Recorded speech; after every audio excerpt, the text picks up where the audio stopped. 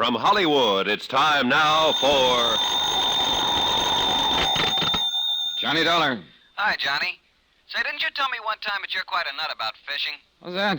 Pat McCracken at Universal Adjustment Bureau. Doggone it, you know you spiked my plans for a fishing trip just a few weeks ago. Oh, yeah. All right. What's on your mind? Big fish, real big fish. You ever hear of Douglas R. Landfair? Millionaire playboy, sportsman, yachtsman? That's the one. Well, didn't I read somewhere that Yeah, he you was... sure did, Johnny, at the bottom of the deep blue sea. And a $400,000 claim has been filed. You interested? An expense account based on that will be a pleasure.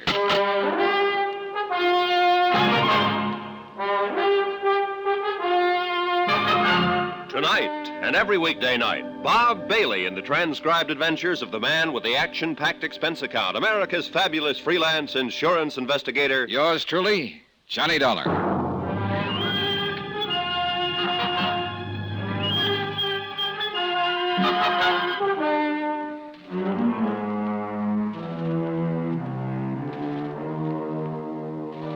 From Special Investigator Johnny Dollar to Universal Adjustment Bureau, Hartford, Connecticut. Following is an accounting of expenditures during my investigation of the sea legs matter. Expense account item 1, 90 cents, taxi from my apartment to the offices of Universal Adjustment, where Pat McCracken was waiting for me with a handful and a head full of information. 2 claims, Johnny, both filed by Constance Landfair, the wife. Here are copies of them. How come 2, Pat? Now, number 1 is against Douglas Landfair's life policy with Greater Southwest Life and Casualty Insurance Company, $250,000. What's the other? $150,000 International Maritime Organization for the loss of the Landfair yacht. 400,000 claims. That's right. Okay, what's the story? Well, Landfair was making a trip along the coast of Central America in his yacht, the Sea Legs. He ran onto a rock or something, the boat sank, and he and his crew of 1 went down with her. Well, do you have any reason to question the validity of the claim by Mrs. Landfair? 2.5 years ago, Landfair himself filed a claim with International Maritime. It seems he lost a power cruiser in exactly the same place, near the Baldaro Islands off the coast of Nicaragua. $85,000. Total loss? Happened in a spot where not one bit of the wreck could be salvaged. Oh? Where'd you learn that? Local authorities in a small Nicaraguan seaport, and Mrs. Landfair, she was with him on that trip. But she wasn't with him on this one, aboard the Sea Legs. No, or presumably she wouldn't be around to file the claim. Where's Constant Landfair now, Pat? Home, as far as I know, lives on their small estate on Long Island out near the town of Cutchogue. You want to call her, talk to her? No. I think I'll go down there. Item 2, 2120, fare and miscellaneous to Cutchogue, Long Island. Item 3, a buck even for a taxi from the little station to the Landfair estate. Estate, did you call it, mister? Well, isn't it? Well, it used to be, before the Landfair sold off a lot of it. Oh, that's so? Yeah, guess there wasn't nothing else they could do to keep up with that high way of living. Keep talking, fella. Well, the old man, Landfair's father-in-law, well, he had plenty, I guess.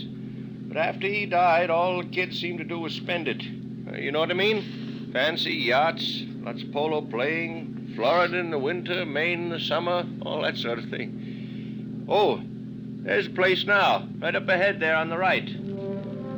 I looked, and what I saw apparently bore out what the taxi driver had said. A big stone wall surrounded what had evidently been the original, rather vast property belonging to the estate. Square in the middle of it sat what was probably once called a mansion. But small, new, modern homes were crowding in on the old house.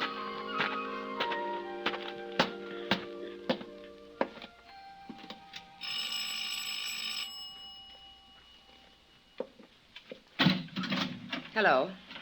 Mrs. Landfair? That's right. I'm Johnny Dollar. I'm representing the Universal Adjustment Bureau in Hartford. Oh, yes, of course. In connection with the insurance. Yes, ma'am. Well, won't you come in, please? Right in here, Mr. Dollar. And do pardon the looks of the place. I'm afraid I've neglected things somewhat since... Well, sit down, please. Thank you. I hope you don't mind answering a few questions, Mrs. Landfair.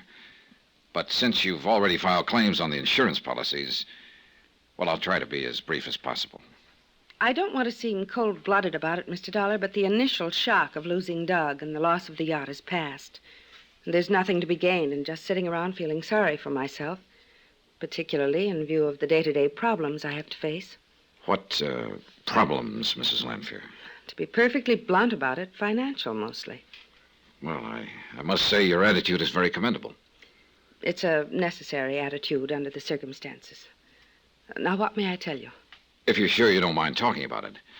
I'd like to know all I can about the circumstances surrounding the sinking of the yacht. Well, I don't quite know how to start. We were on just a pleasure cruise. You were along on this trip? Yes.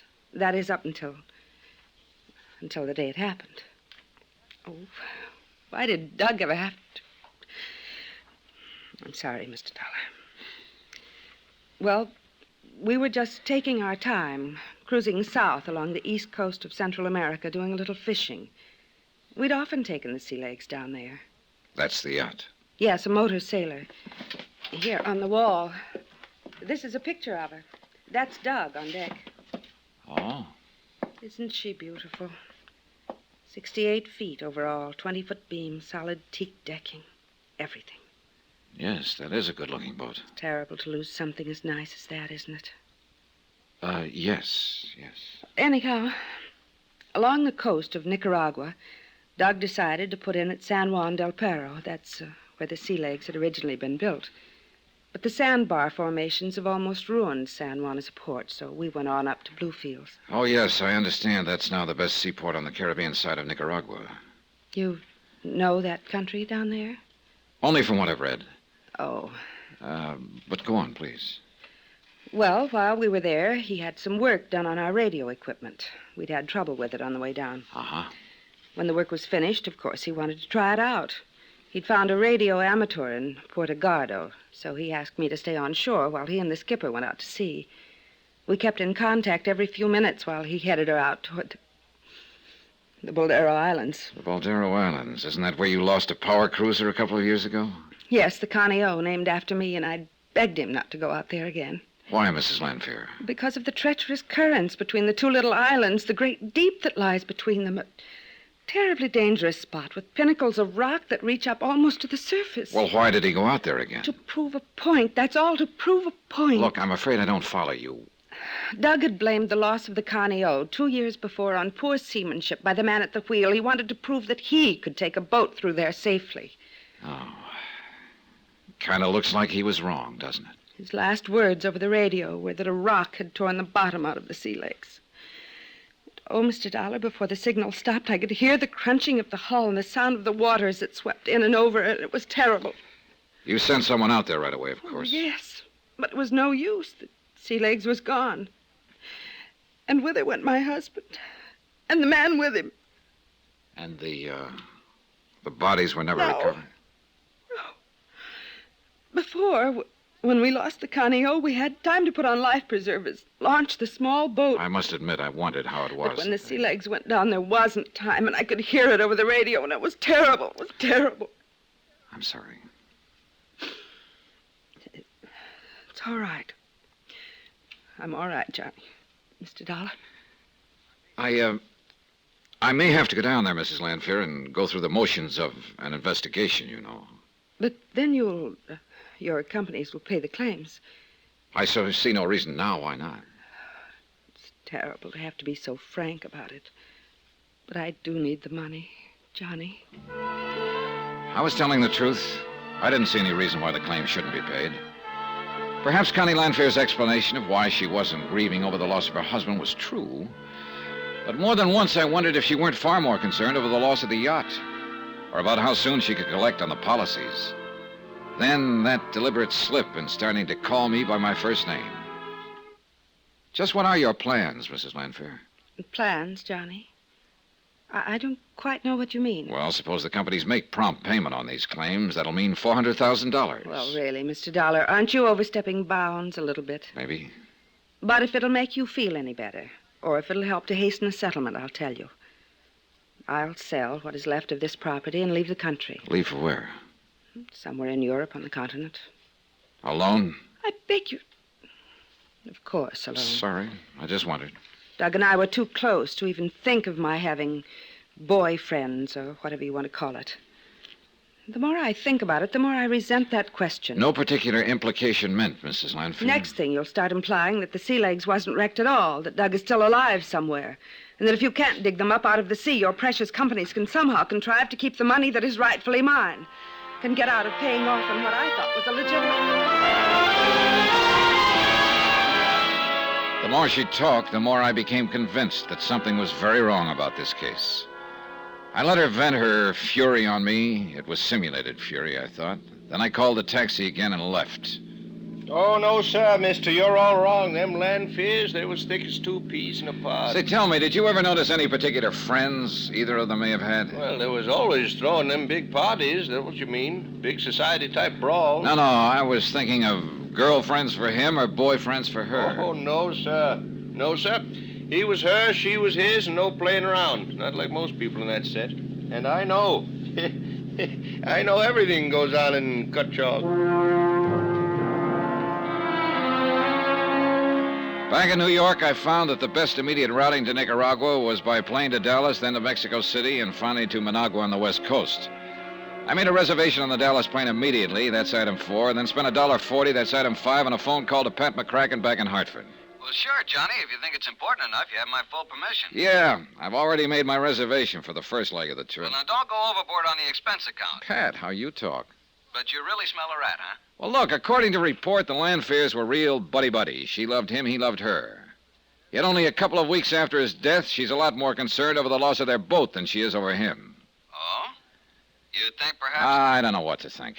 Meantime, if you can afford it, why don't you have somebody keep a check on her? Well, sure, Johnny, but with what specifically in mind? I don't know. After all, I didn't have any real concrete reason for feeling that this case was fishy. It was more a hunch than anything else, but a real strong one. And I felt that after my visit to her, Connie Lanfear would do something. Just what, I hadn't the least idea. But whatever it was, I wanted to know about it. It was a couple of hours later that I started to pick up the telephone to order a cab to the airport. Johnny Dollar. This is Pat again, Johnny. Oh, hi. I ordered a man to keep tabs on Connie Lanfear. Good. It's your old friend, Detective Randy Singer. Fine. Hey, but you know what? What? She seems to have left town in a hurry. No trace. Uh-oh. You still going to Nicaragua? Yeah, but keep looking for her. Right. Expense account item 6, $475. Taxi and tip to LaGuardia Field, where my ticket and seat reservation were waiting for me. Within a few minutes, I was comfortably ensconced in my seat by the window. The passenger door was closed, and the big plane's engines were warming up for the trip to Dallas. Then suddenly, the cabin door opened again. A feminine figure skipped lightly in and plunked herself down on the seat next to mine. Well, how nice. Mrs. Lanfear. Surprise, Johnny? Johnny Dollar. Here's your call to Hartford, Mr. Dollar. Go ahead, please. Hello? Pat McCracken. What'd you get me out of bed for this time? I'm calling from the airport in Dallas. Does that mean you're going on to Nicaragua? Yep. All right, then I know why you're calling. The answer's no. We still haven't found any trace of Constance Lanfear. So why don't you come on back here and start from scratch? Because I have found some trace of Connie Lanfear. Oh, it's Connie now, huh? It sure is, brother. And what's that supposed to mean? Pat, she just happened to occupy a seat aboard the plane right next to mine. Look, Johnny, why don't you work on the facts of the case for a change instead of on the woman involved? Patrick, ever hear of killing two birds with one stone?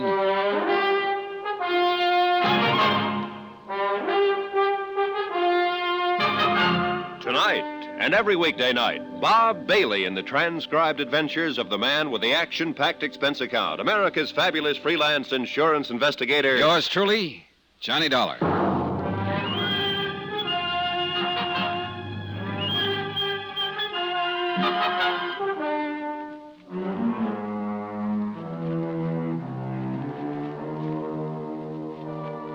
From Special Investigator Johnny Dollar, location Bluefields, Nicaragua, to the Universal Adjustment Bureau, Hartford, Connecticut. Following is an accounting of expenses incurred during my investigation of the Sea Legs matter.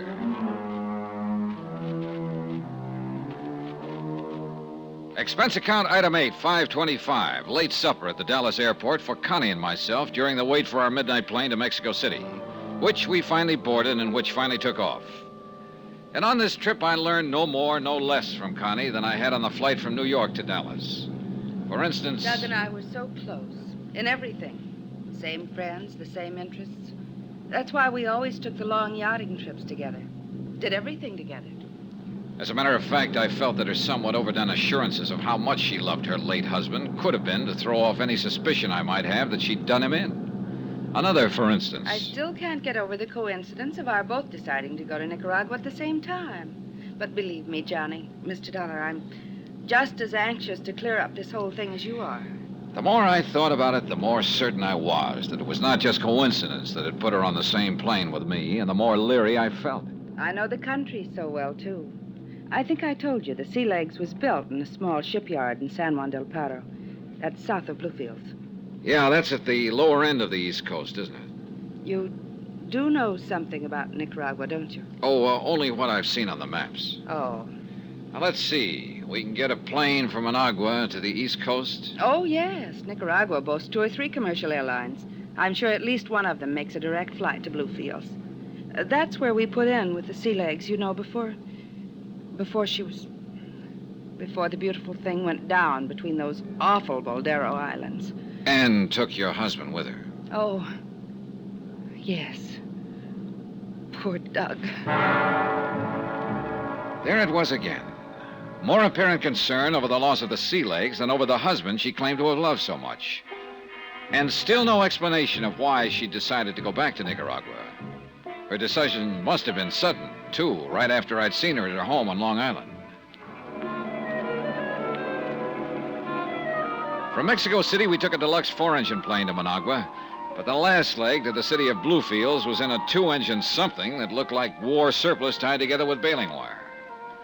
At midnight, we signed into the Providencia Hotel and after a hearty meal, retired to our respective rooms to make up for lost sleep. I had not planned to wake up at 6 a.m., but fate decreed otherwise. What? Ha! You are still in bed. Yeah, sure. Just a minute, I'll get up and open the door. No. Do not disturb yourself, dear sir. Huh? There, you see, there was no need to disturb yourself. Well, now, just a minute. Who are you? Oscar Patrick Vladimir Posquero. At your service. Oscar Patrick, what? You, my dear Mr. Dollar, may just call me Oscar, now that we are working together. Working together? Whatever gave you... Welcome to Nicaragua. And no matter what your needs, I, Oscar Patrick Vladimir Posquero, will provide them for you. For a small financial pittance, of course. Here, let me straighten your pillow. Hey, look, wait. There now. Wait a minute. Where did you get the key you just used to open this door? As you can see, Mr. Dollar, I am prepared for everything. That is why I can be of such unestimable service to you. Oh, now who the devil is The that? breakfast I ordered for you, of course. Here, my good man. I will take the tray. You may collect the tip some other time. Get lost. Is this a gag of some kind? Mr. Dollar, how can you say such a thing after I just saved you paying that menial servant a big tip? Here now. Tomato juice, orange juice, cream, chip beef on toast, eggs, Benedict lamb chops, scrambled eggs, little sausages, toast, honey, jam, and coffee. You expect me to eat all of that? If I am to be of help to you in this important campaign, I must keep my strength up. Oh, I beg your pardon. And at my expense, of course. Of course. After all, nowhere else in Central America can you get such invaluable help as I can give you. Yeah, well, just what gives you the idea I may need your help? A good question. Here, let me prop you up on your pillow so that you can enjoy this delectable food. Oscar. There you are. Oh, now the chip beef and toast. It doesn't look so good this morning, so I shall take that. And the lamb chops. Oscar, would you please... Now, to business. While you enjoy your breakfast, that is. No. Please don't wait for me, Mr. Dollar. Look, to begin with, how did you know my name? Easy. You signed the hotel register. Okay, but then how did you know? And who has not heard of the famous freelancing insurance instigator with such a lovely, big, fat expense account, huh? Lucky man. So that's what appealed to you. Yeah, of course. And who am I, Oscar Patrick Vladimir Posquero? Yeah. Exactly. Who am I that I shouldn't learn a couple of tricks or two from such a great man? Oh, brother, seems to me you've learned plenty already. Thank you. And that is why I shall be of such magnitudinous assistance to you in the Sea Legs matter. For a pittance, you understand. Say, $100 a day. How about 10? 90. 20 then. 70. 40? 30. 50? 20 a day and not one penny more. Sorry, Oscar, but you are not hired. Mr. Dollar, you bleed me to the quick. How else could you solve this case without me? Do you really know something about the sea legs? And how did you know I came here to investigate it? In the second place, what else would such a distinguished instigator be doing than the case of the American boat lost in the Boldara Islands, especially coming here with Mrs. Lanfear? All right, go on. And in the first place, because I know all about it. All right, Oscar, tell me this. Do you think there's anything phony about the loss of the sea legs? I am sure of it. It was a crime of the first and second water. Why? Because you are here. Oh, you can do better than that. All right. Because I am always sure there is something crooked going on until the guilty ones are proved otherwise, or until the innocent ones are proved whatever is left, which is besides the point because I was sure of it in the first place. Yeah. Anyhow, the first thing for you to do is make a trip to Portugaldo. The last point of contact with the sea legs before she was wrecked. Exactly. I have a plane ready and waiting for your own personal use. A plane? Yeah. How else? 150 miles by ox cart? Or boat? Well, no. First, however, I'd like to contact the authorities here in Bluefields. Wait, what do the authorities know about crime? Me, I know all about it. Yeah, I'm beginning to think you do, Oscar. Too much, probably. Thank you, Mr. Dollar. I respect your high opinion of myself. All right. I don't know yet what your racket is, but... That I can make plain to you in 2 words. Money. Okay, look. If you can get me a small plane... Here, good sir, is the address to give to the taxi driver when you are ready to go to the airfield, where I shall be waiting for you. Oh? Not the big airport? No. That is where the lady, Mrs. Lanfear, would expect you to look for transportation. Oscar, you are the craziest. Thank you. I knew you wouldn't want her coming along, and if she ever gets in your way during your campaign... You'll keep her out of my way. Yes. At my expense. What else? I'll tell you something, Oscar. If there is a wrong angle to this case, I can't help wondering if she isn't a part of it. You read my mind. You see, we are like brothers under the chin. You say you have a plane all ready to go, A huh? charter plane. Then we can be on our way before Mrs. Lanfear knows we've left. Hey, you want to set the tray over there so I can get up? Oh, yes, of course. I'll set it right over here on the... Hey, wait a minute. What are you going through my pockets for? Oh, just accepting a small tip for bringing up your breakfast. Thank you.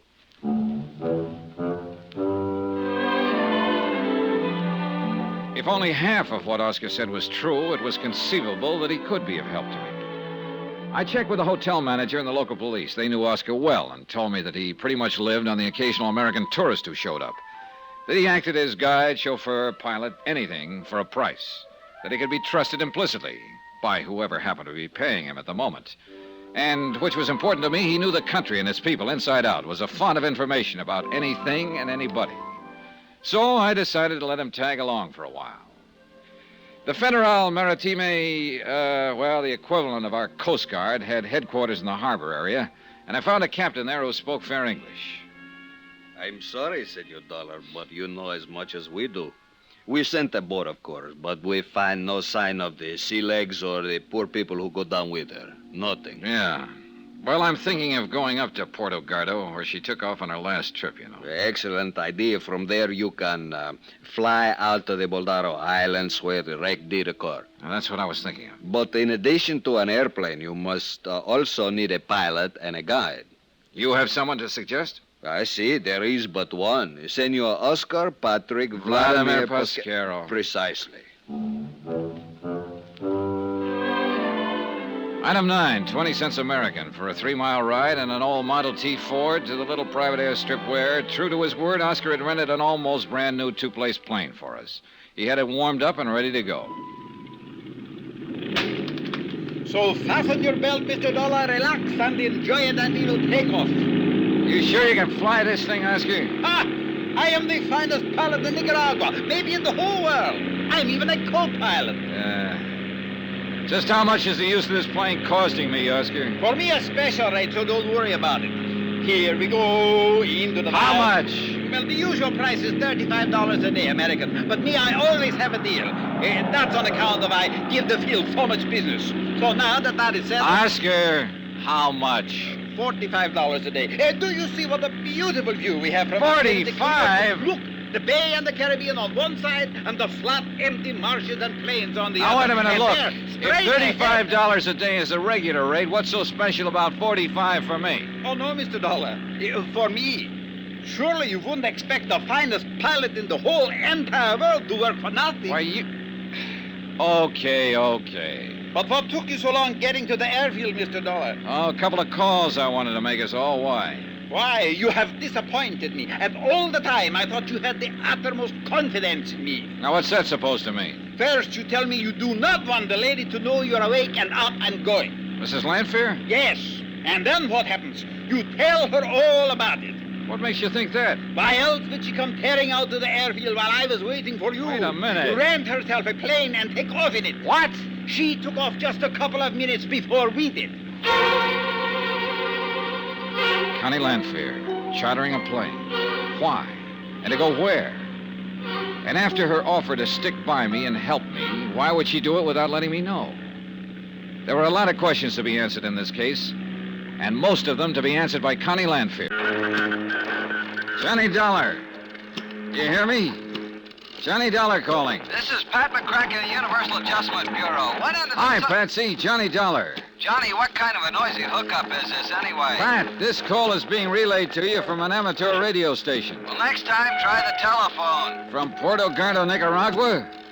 Oh, now you're coming in quite clearly. Port of what? It's a little spot on the Caribbean coast, the last port of call for the Sea Legs before she was wrecked. Mrs. Douglas Lanfear still with you? No, and I don't know where she's gone, which is why I called. So? She acted just as surprised as I was that we both took the same plane down here. And Pat, I still don't know why she decided to come here at all. Maybe she doesn't like the idea of your going down there to investigate the case. She wouldn't admit it, of course, but that's what I think. You think she may try to obstruct your investigation? Right now, I don't know, because she suddenly chartered a small plane and disappeared. To work her way back here to the States? Your guess is as good as mine. Look, why don't you hire a watch on her place on Long Island? And if she shows there, call me at the Hotel Providencia. It's in the city of Bluefield. Nicaragua? Right. In any event, you think her claims for insurance on the Sea Legs and on Douglas Lanfear are fraudulent? Pat, at this point, I don't know what to think.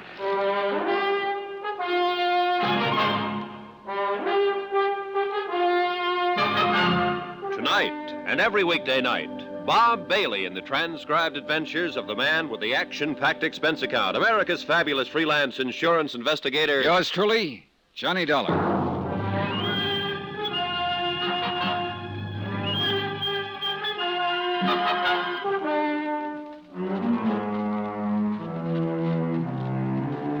From Special Investigator Johnny Dollar, location San Juan del Perro, Nicaragua, to the Universal Adjustment Bureau, Hartford, Connecticut. Following is an account of expenditures and report of activities during my investigation of the Sea Legs matter. Pat, I lied to you during that radio contact a few minutes ago. I do think Connie Lanfear's claims for $400,000 insurance are fraudulent. Fraudulent as the very devil. But just why I think so is beyond me. At any rate, the assistant who's foisted himself on me down here is a real weirdie whose name, believe it or not, is Oscar Patrick Vladimir Pasquero. He rented a plane and has flown me here to Puerto Gardo, a half-baked little town on Nicaragua's east coast. Here is where a radio amateur made the last contact with the Sea Legs before it smashed up and sank off the Boldero Islands. And who is the operator of this ham station? Oscar Patrick Vladimir Pasquero.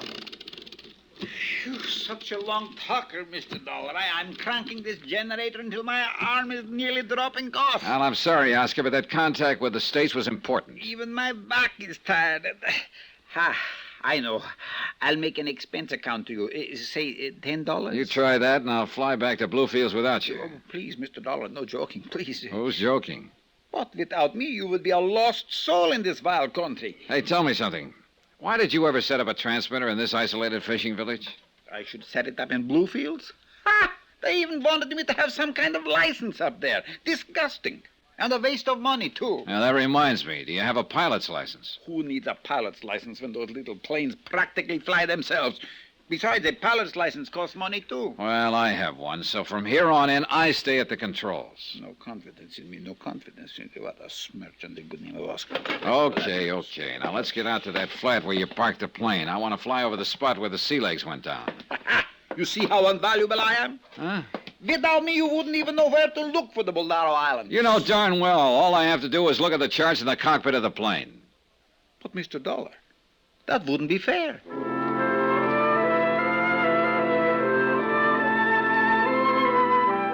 The Balderos turned out to be only 6 or 8 miles offshore. 2 narrow little rocky islands that poked up out of the sea to keep each other company in the vast, quiet blue expanse. One of them was perhaps a mile long, and the other, just a couple of 100 yards away and stretching parallel to it, was even smaller. Sure, to a man at the wheel who was unfamiliar with these waters and without charts, the Balderos could conceivably be a menace to navigation. In the dark of the night, that is. Oscar? Yes, sir?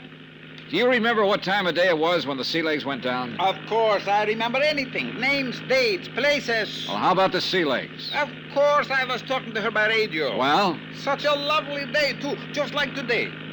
You know, Mr. Lanter even promised to take me fishing after we finished the radio contact testing. What time? He even promised we would... it was exactly 10:21 a.m. when the radio signal from the yacht suddenly cut off. You're sure of that? Yes, sir. We were talking away back and forth, and then pip! Nothing. 10:21. One question, a couple of real good answers. A day like today meant it was clear and calm, and 10:21 a.m. meant full daylight. The Balderos must have stuck out like a sore thumb. Hang on, Oscar. I'm going to make a tight circle over those islands for a closer look. You sure you wouldn't like for me to steer, Mr. Dollar? I'm sure. But if you do all the work, how am I ever going to earn the handsome restrainer you're going to pay me? Wait a minute. Yes, sir? That channel between the islands is as smooth as a mill pond. Sure, it always is, except during a storm. And so clear you can see way down into it. Oscar, I thought there were a lot of pinnacles of rock sticking up in that channel. Oh, maybe at low tide, 1 or 2 on the east side, very shallow. Otherwise, like you see it now. And what's supposed to make the channel so dangerous? The current that runs through it when the tide is changing. Mr. Dollar, it's how you say, a dilly. Like now, when the tide is coming in. Enough to wreck a boat like the Sea Legs? If the skipper wasn't watching the road, you should see how the current wobbles and squirms. Hey, look, there's a packing case down there floating around. You see? First one direction, then the other, shifting around like a crazy. Yeah. Oscar, I think that packing case is going to be a big help to us. Maybe there's something in it that might be worth money or something. Oh, stop thinking of money. Then how? We're going to see just where the current delivers that packing case. You want to know where that packing case will be ending up? That's what I said. Then steer back to Portugaldo, to the beach in front of my superlative radio station. Huh? Sure. How else do you think I got all the lumber and furniture and stuff from my radio shack?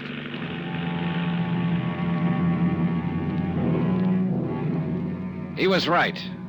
From the air, we could see that every bit of flotsam passing through the Baldero Island Channel on a rising tide wound up in the tiny cove on the shallow sandbar directly in front of Oscar's radio shack. Even now it was piled high with crates, bits of ship's rigging, odd pieces of furniture. That junk stay down there forever, Oscar? No, Mr. Dollar. Once a month, a real big high tide comes along, and presto, I have a clean front yard again.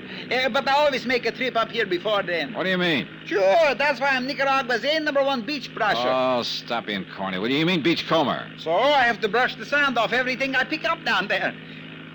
So you didn't laugh. What do I care? Anyhow, you should see some of the valuable things I pick up to sell to the natives. Well, tell me, 2 years ago, when the Landfear's other boat went down. You should have seen it. Everything that could float ended right up in my front yard. It was beautiful. How about when the Sea Legs was wrecked? You know, that's very funny, Mr. Dollar. There was nothing. Nothing at all. I don't understand it. Well, I think I do. I think I'm beginning to understand a lot of things about this case. Hang on, Oscar. We're flying back to Bluefield. Expense account item 12, 30 cents American. Taxi from the private airport where we'd rented the plane to the headquarters of the Federal Maritime. I never will get that straight. Call it the Coast Guard and Captain Ramirez. Si, senor. On July the... here it is. The date? And at 10:21, Captain. See, the tide at 10:21 was just after what you call neap. So it was neat. It was pretty. What does that mean? Oh, shut up, Oscar. Yeah, I see, Captain. Neap tide at 9:40. So it was coming in, rising, huh? Si, senor Dollar. Rising, up. Good, thanks, Captain. Here, buy yourself a cigar. Buy yourself a whole box. Gracias, senor. Gracias. Come on, Oscar. Sure, Mr. Dollar. Nothing for me? Later. Come on, we're going back to the airfield. And from there, we're going to fly down the coast again. But, Mr. Dollar... And I feel so good, I may even let you fly that plane this time. For a small pittance, even? For a small pittance, even. Now, drag out your best dialect and call that taxi over here.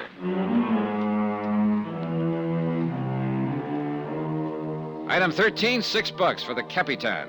Item 14, 50 cents taxi back to the airfield.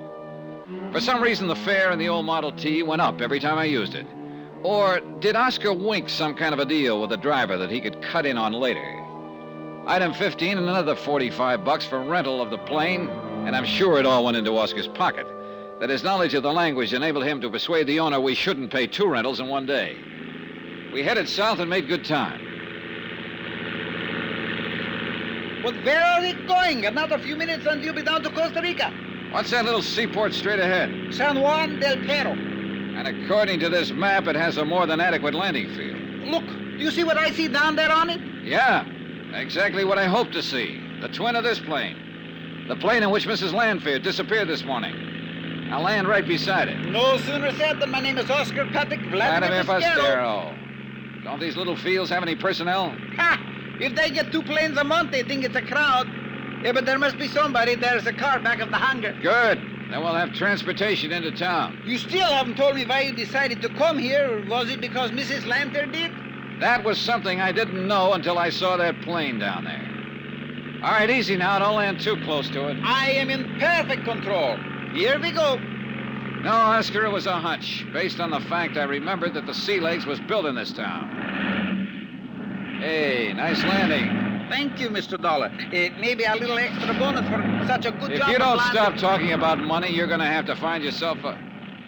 See, am I crazy?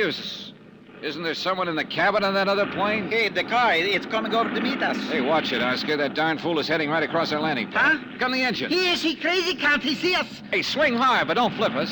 Come on, more throttle. It's already there. Then straighten out. Take off. I can't. What'll I do? What'll I do? Let me hit those controls and hang on. Here he comes. He'll hit our gear. Hang on.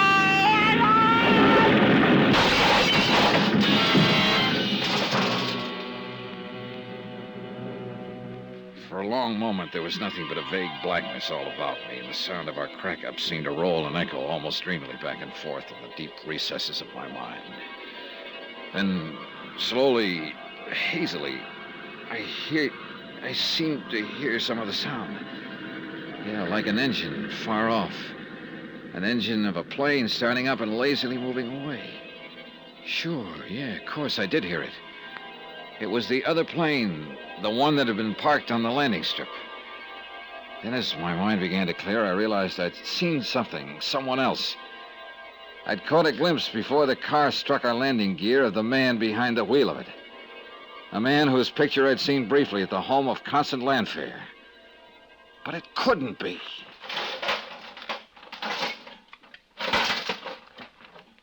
Oh, Mr. Dollar. Am I still alive? Yeah, Oscar. I'm afraid you are. Thank you. But did you... Oh! Did you see who was driving that car? Yeah. You recognize him? Look, maybe they're both dead, like he is. And that's why we saw him. Douglas Lanfear? Yes, sir. Mr. Douglas Lanfear. Johnny Dollar. Alguien le llama de los Estados Unidos. Huh? Johnny? Yes. Pat McCracken, Universal Adjustment in Hartford. Oh, hi, Pat. Now, listen, as you requested, I had a man sent out to Mrs. Lanfear's Long Island home to see if she'd return. I suspicion wrong, Pat. She's still here, very much so. Will you listen? Shoot. The man was a little over-ambitious. Let himself into the house through a basement window. So? While he was there, the telephone rang. He wasn't crazy enough to answer it. Crazy like a fox. It was long distance from right where you are now, San Juan del Perro. And, Johnny, I suspect it was from the man on whose policy she's made a claim for $250,000. Her dear departed husband, Douglas Lanfear. Right. And if so, her claim on him, at least, is fraudulent. So see if you can dig up some proof. Brother, I have it. The man is anything but dead. Huh?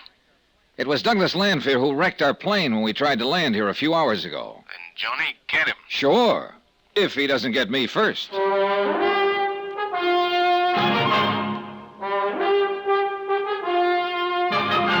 Tonight, and every weekday night, Bob Bailey in the transcribed adventures of the man with the action-packed expense account, America's fabulous freelance insurance investigator. Yours truly, Johnny Dollar.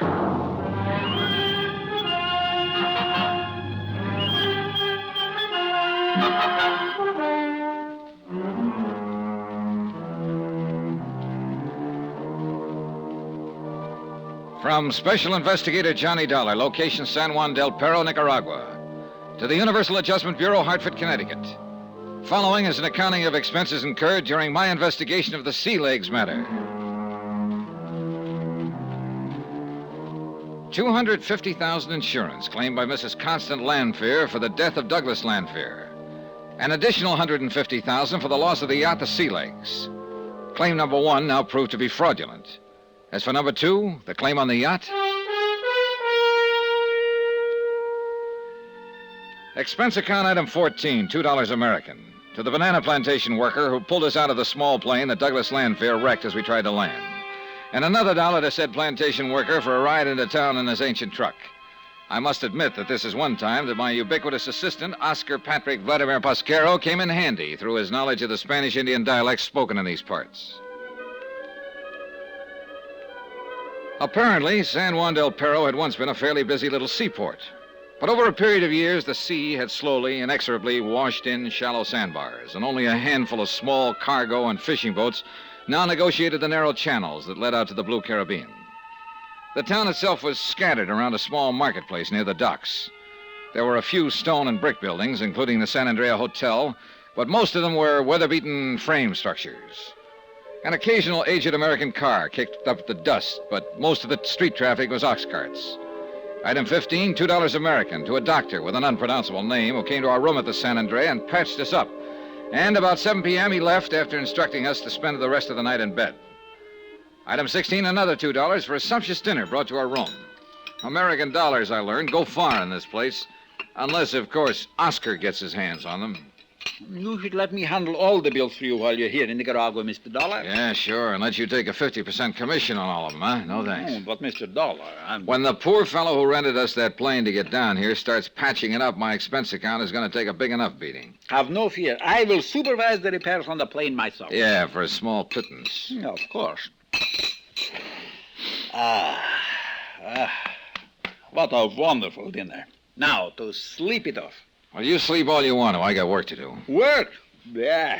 Besides, you still haven't told me why we flew down here in the first place. I still don't understand. Listen, Oscar, a couple of years ago, Lanfear lost a power cruiser off the Boldero Islands. I know. I told you I helped him and his wife and his captain get to shore. He collected $85,000 for that boat from his insurance company. I saw the boat. It was worth the $85,000. So he should have insured it for more, maybe $100,000. Made himself a profit. A very poor businessman. Would you listen? The ease of collecting on that loss must have given him ideas. What's more he could do with some money? The parental estate was running low. Anyhow, a few weeks ago, he brings a yacht, a motor sailor down here. The Sea Legs. Right. This one's insured for $150,000. And his own life is insured for $250,000. Maybe he's not such a bad businessman after all. He takes the Sea Legs out to the very same place where he lost the first boat. This time, he leaves his wife ashore. He and the skipper go out alone, presumably to check on some new radio equipment he's installed. Sure, we made the radio contact from my own personal sender on shore at Portugaldo. But the contact was suddenly cut off. I heard it. And the next thing we know, Mrs. L is back at her home on Long Island claiming a total of $400,000. Well, why not if she thought he went down with the boat? Because I don't think she did. What's more, I'm going to prove... Of course I knew it all the time. Because if he drowned off the Boldero Islands, what was he doing here today, driving the car that wrecked our plane? Unless he was dead. And do you know something, Mr. Dollar? I don't believe it. Oscar, there was somebody in the cabin of that other plane waiting to take off with him after he smashed our landing gear. You didn't see who? No, but I'll give you odds it was Constant Lanfear. Another thing, she said that when the Sea Legs went down, she heard it go over the radio. You said that the signal just suddenly cut off. Mr. Dollar, you don't think the yacht was wrecked at all? Not any more than I think Lanfear went down with it. Then where is it? Well, I have a hunch it's right here in San Juan del Perro. Yes, but wouldn't everybody know the boat? Oh, Oscar, one of the oldest insurance rackets in the world is to fake a shipwreck, take the hull to some obscure foreign port, dress it up in new paint and rigging, then put it to sea again. Now, why didn't I think of such a good... Now, if I remember rightly, I spotted a couple of old shipyards down here when we circled the land. Yeah, sure, but there's only one that does any work. Do you know where it is? Of course I do. You see how invaluable I am to you? Then that's where we're going right now. But, Mr. Dollar, what if you do find the boat? What do you mean? Mr. Lanfear has already flew the goose. He took off in that other plane after we cracked up. Look, we'll take things as they come along. Right now, while we're here, I want to look for that yacht. I saw an excellent picture of it, and I'm sure if I find it, I can identify it. And if we do find it? We will have twice the case against the Lanfears. Mr. Dollar, I am fortunate to be working for such a sterling, silver, 14-carat genius, for the most outstanding, intelligent instigator... Get your hands out of my pockets. There's one other thing I'd like to find. One person, unless Lanfear murdered him. Who? His one-man crew. Oh, Ramon Gonzalez. The same man as on the first trip. Well, if he was allowed to live through the first wreck, he was probably in cahoots with Lanfear and therefore is still around. Would you recognize him if you saw him? Maybe so, maybe not. The first trip he was big and fat. The second trip he was skinnier. He wore a beard on his face. If he's changed again, yeah. Oh, you're a lot of help. I thought you never forgot a name or a face. But, Mr. Dollar, him I never made any money off of. Well, come on, get into your clothes and let's prowl around the shipyard.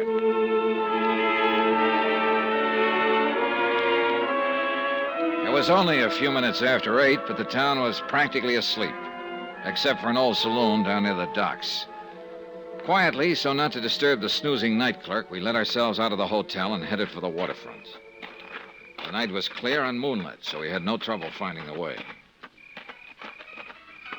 I glanced hopefully into the open door of the dockside saloon as we passed it, and I chuckled at the incongruity of the music blaring away. But, of course, saw no one that... Wait a minute, Oscar. Yes, sir? At that table in there, drinking beer. Hey, could one of them be the Raymond Gonzalez you mentioned? So who can tell from here? In San Juan del Perro, there must be 100 who are skinny and wear a dirty little beard on the face. Could you tell from close up? Sure. Would he recognize you? So what? Well, it might not be very healthy for you.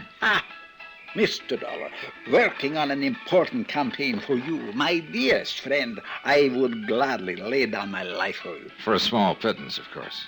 Of course. Anyhow, how would he know I am working for you? Okay then. Saunter in and take a look. Okay. I'll wait right here.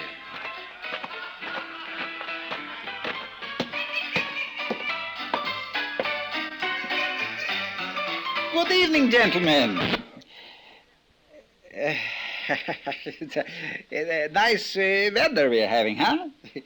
Es buen día, no?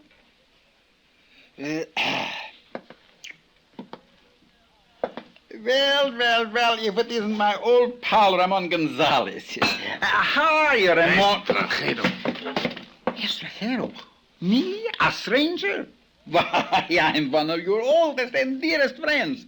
Mi amigo, remember? Sálgate, extranjero. Get out. But I am Oscar Patrick Vladimir Pesquero. You know, just a fine old Spanish name.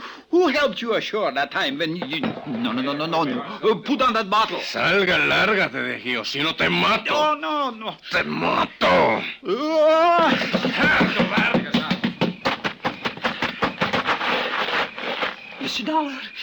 Mr. Dollar. Yeah, I don't think they liked you to interrupt their little beer party. He threatened me with a knife. He said he would kill me. Is he Ramon Gonzalez? Who? Yeah, oh, yes, I'm sure of it. You see, Mr. Dollar, he did not go down with the ship. You're telling me. Well, aren't you going to do something about him? Later, if I locate the sea legs. Cautiously, quietly, looking back over my shoulder now, we prowl through the old shipyard. And finally, led by the smell of fresh paint, I found it. The once clean white hull was painted a gaudy red and blue, and given the appearance of age. The mahogany rail and taffrail had been replaced with iron pipe. The beautiful teakwood deck painted a dirty gray. The wheelhouse had been moved, the cabin altered, even the mast, bowsprit, and general rigging changed. Stanchions, cleats, all the hardware that had once been polished bronze was now corroded or painted over. All in all, a quick, very thorough job of disguise, of change, from a graceful, expensive yacht to a rather weary-looking fishing schooner. But it was the sea legs, all right. I would never believe it, Mr. Dollar. I never would have recognized it. Are you sure? Run your hand over the transom here. Hmm? You can feel where the lettering has been painted over. Don't strike a match, sir. I can see. Better not. Somebody... It's too late now. But do you see where the outline of the lettering is underneath this last coat of paint? Sea legs. But it was such a beautiful boat. And now it looks like a dirty old tramp. Well, what do we do now? Go back to that saloon and latch on to Ramon Gonzalez. Make him talk. Sure. Only, I'll wait for you. Huh? Well, he's so big and strong, Mr. Dollar, and that knife in his belt. Why, I thought you said you'd lay down your life. Sure. But what could he tell you that you don't already know now? Where the Landfair's headed when they took off in that plane. Come on. But Okay, you lead. Alto, senor. Uh-huh. Mr. Dollar, it's him. You light a match to show me the way. Gracias. I was afraid of that. Look, the knife in his hand. Oscar, if he makes one move to throw it, pull the trigger. Trigger? What Yo, trigger? am I good? No, I swear But I have a couple of fists.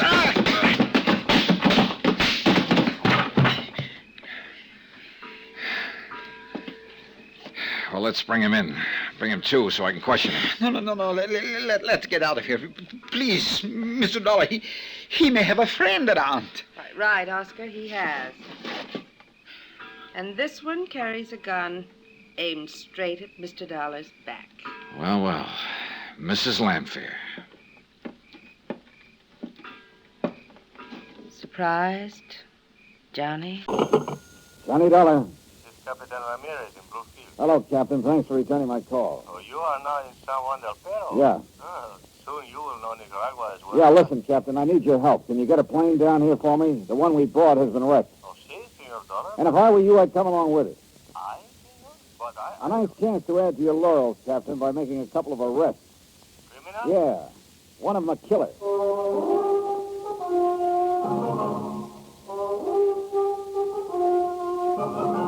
Tonight and every weekday night, Bob Bailey in the transcribed adventures of the man with the action-packed expense account. America's fabulous freelance insurance investigator. Yours truly, Johnny Dollar.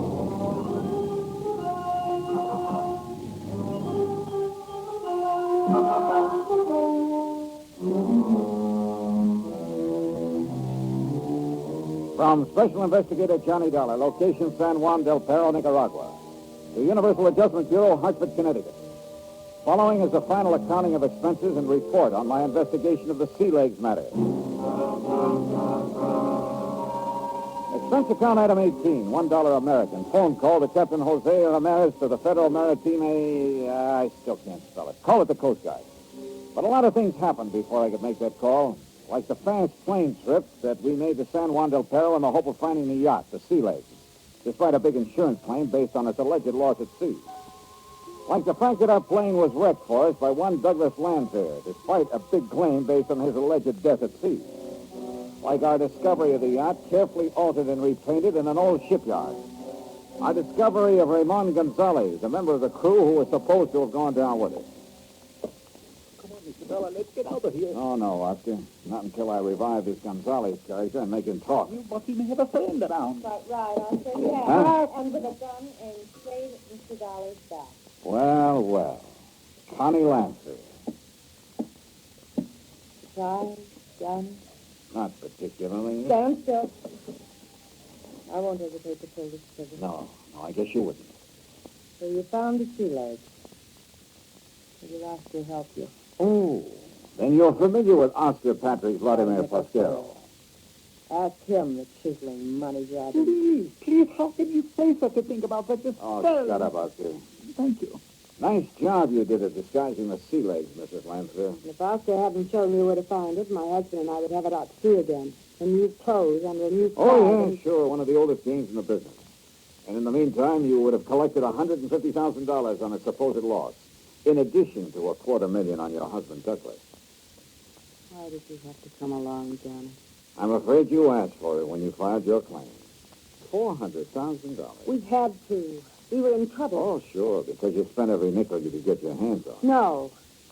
We inherited the estate. I told Douglas. Oh, we should yeah, try sure. to... All his fault. It's true. Well, that ain't the way I heard it. And I don't intend to believe it any more than I believe a couple of things you told me on the plane down here. You don't understand. Nobody has to lie. But remember how you sobbed as you told about the last radio contact with your husband when, as you put it, you could hear the rocks grinding away at the hull and the water pouring in overside as he desperately fought for his Johnny, life? please. Well, I heard it a little different from Oscar here. The radio signal was suddenly cut off, that's all. No fancy sound effects, nothing. Oscar told you that? And what rocks, by the way, that smashed the sea legs? I flew out to the Baldero Islands and tried to find them. They were as non-existent as the wreckage that should have washed ashore on the Baldero Current. I'm beginning to see some things, Johnny. The mate or skipper or whatever you want to call him, who was supposed to have been with your husband, has been lost with a boat, Ramon Gonzalez. Well, as you can see, he wasn't quick enough when he attacked us here a minute ago, and I had to get a little rough with him. Johnny. If you're having a gun pointing at my back, stop kidding, Connie. You know more Johnny, about... look out. Wait a minute, He was going to kill him, Mr. Dollar, but you were too good for him. Well, a lot of help you were. That his knife? Huh? Oh, yes. Yeah. I think I'd better have it, Oscar, because... Well, I see Connie Lancer made a hasty exit from the scene. She did? Well, what do you know about that? You didn't see her leave? Well, it's so dark in this old shipyard, and I was so worried about you, dear Mr. Dollar. Why don't You should be. Plenty worried. Huh? Look, why don't we get out I needed only two things when I came down here, Oscar. Proof, both of them. Why don't we get out of this dreary place, Mr. Dollar, and talk someplace else, huh? Where there's life Oh, shut up and listen. Thank you. I found them both now. Proof that Douglas Lancer never died in a wreck of the Sea Legs, and proof that the Sea Legs was never wrecked at all. Except for a couple of details, the case is closed. One of those details is you. Me?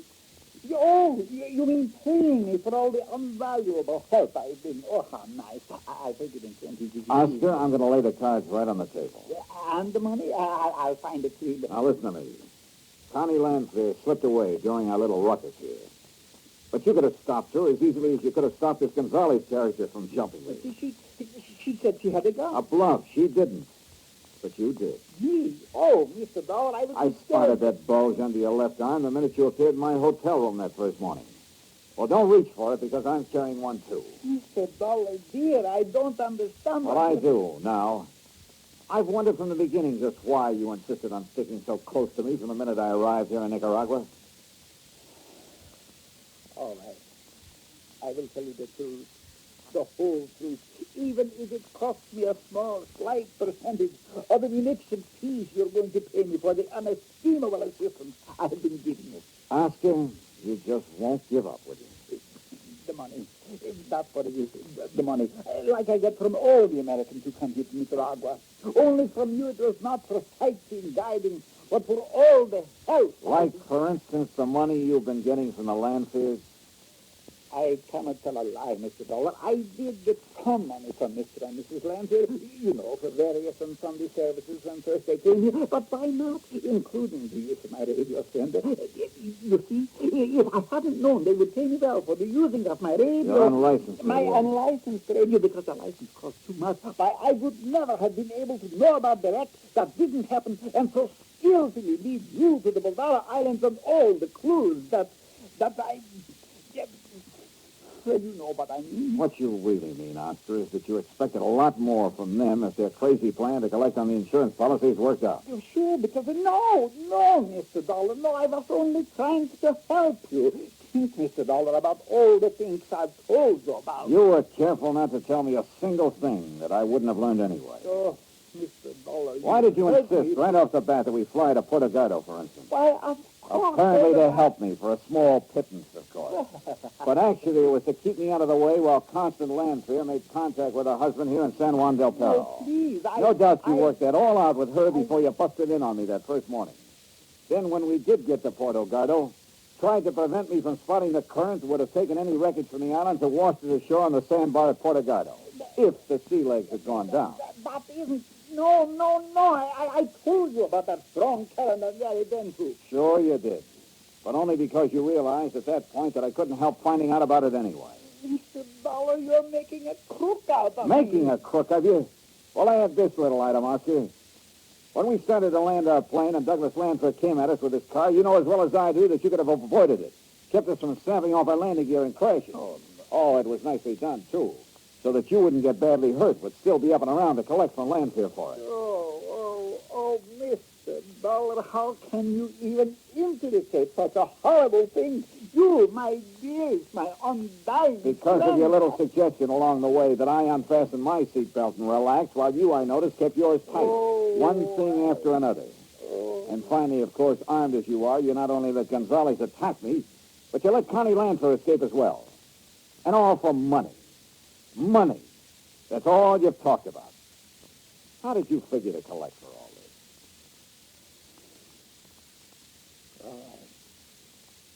It's true. It's true. All my life, in every country in the world, I've been... Whatever I have done has been because I love money. But I swear it, Mr. Dollar. I would have never let them kill you. Because I do like you, Mr. Dollar. I almost... Even with all the money I could get from them, I almost gave it up. Yeah. For whatever you could get from me. Yes. And because you're such a nice man, I guess I'm not used to being around nice. Mr. Dollar. Well? Mrs. Lanford. What about her? Don't be too hard on her. It was all his doings. He had such a strong hold over her. The way he treated her, sometimes I almost thought she wished he had gone down in the rest of the boat. What are you talking about? She's stoned. Because by now she's so far in, she has to stick with him. Don't you see? Oh, yeah, I suppose that does make sense. All right, what else? That's all. I opened up my whole entire heart. Well... Mr. Dollar, for once in my life, I'm telling the truth. I thought maybe I could persuade you to pay me more than they could. Then I could be on your side, on the good side, just for once. But now, I guess I can only beg for your mercy. One thing you haven't told me, where Douglas Lanford is. You must know. Well, do you? Yes. Well? For maybe enough of a small pittance to get out of this country. Can't get over it, can you? Well, you haven't much of a choice this time. You will help me maybe just a little bit if I say. We'll see. I'm living on hope, Mr. Dollar, so I will tell you.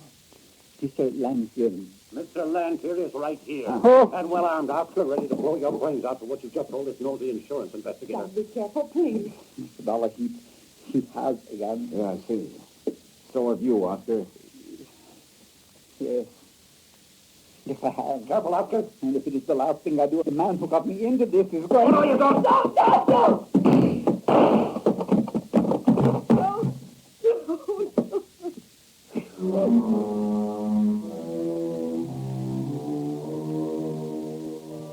So, it was after that I called Captain Ramirez to the Federal Maritime.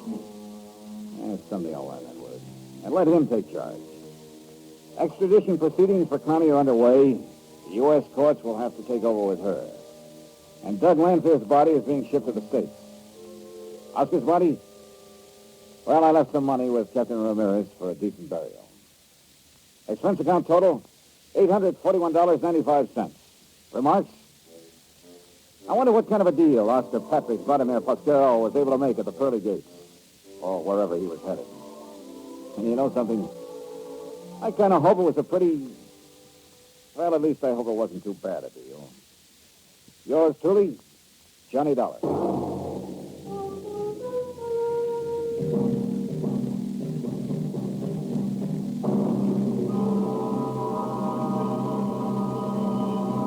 Next week, the promise of romance in the arms of a lovely girl, and the threat of a knife in the back. Join us, won't you? Yours truly, Johnny Dollar.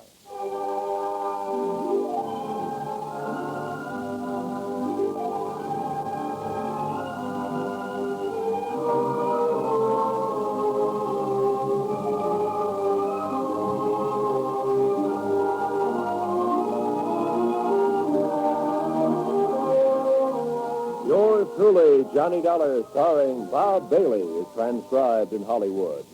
It is produced and directed by Jack Johnstone, who also wrote this week's story. Heard in our cast were Harry Bartell, Lawrence Dobkin, Virginia Gregg, Parley Bear, Don Diamond, and Russell Thorson. Musical supervision by Amerigo Marino.